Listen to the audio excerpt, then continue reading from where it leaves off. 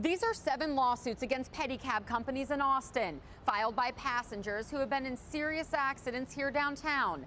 Everything from broken bones to concussions, even major surgery.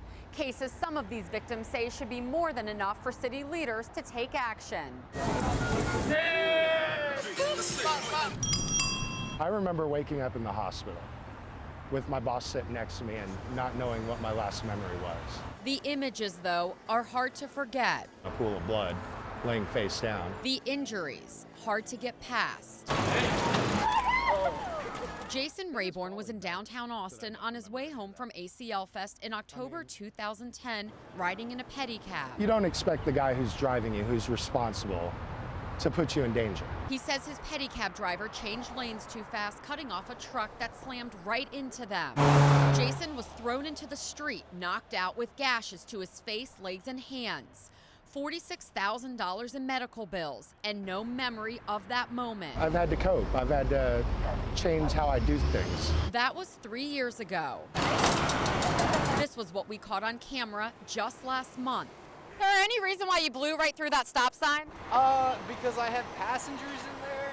Running red lights, ignoring stop signs, and weaving dangerously in and out of traffic. Would you agree there's a problem right now? Yes, I would agree. There is a problem. Austin police say they don't track pedicab accidents. They do give citations when they see a driver breaking the law, but There is only so much that we can do. Like I said, the resources, are pretty thin downtown. And Sergeant Paul Harper says those resources are largely focused on crowds and other crimes, like in the busy 6th Street area. But even when they do pull over a pedicab, The number one excuse we get is that, they didn't know that whatever they're committing was a violation. But is that an excuse? It's not an excuse. Quick rides out, folks. Anywhere downtown. Quick rides out, folks. we took our video from Austin, 900 miles away to Denver, a city that once had its own pedicab problems.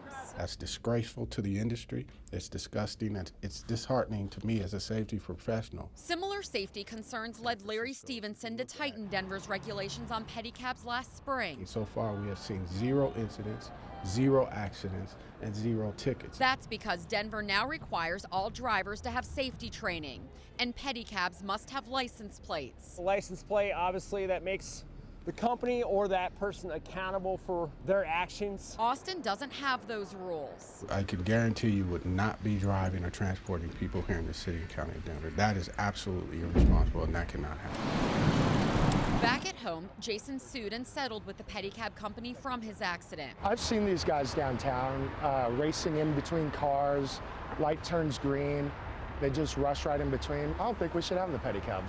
We took what we learned in Denver to city leaders here who agree there's still a serious problem. After that, at least one council member has made plans to begin moving forward toward a safer solution. We'll tell you more about that on KXAN News tonight at 10. Reporting in downtown Austin, Lindsay Bramson, KXAN News Investigates.